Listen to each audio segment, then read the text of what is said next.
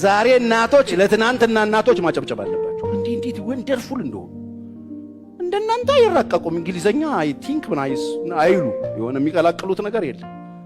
ግን ወተር ብለው እግዚአብሔር ያውቃል ያሉት እግዚአብሔር አወቀ አላወቀ በስልስላት የራሳቸውን ገብስ አርገው ወቅጠው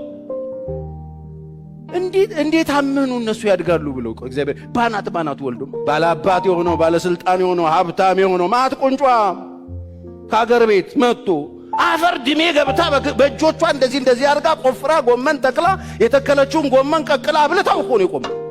እሱ እኮ ነው የሚወጥረን ውጥረት የሚፈጥር። አትወጥሩ ውጥረት በምን ወጤ የዛሬ ዓመት ግን እንዴት ነው የምንሆነው?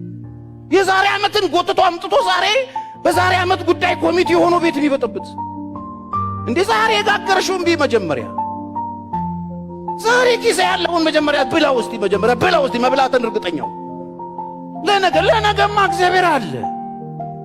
ክርስቲያኖች አይደላችሁ እንዴ?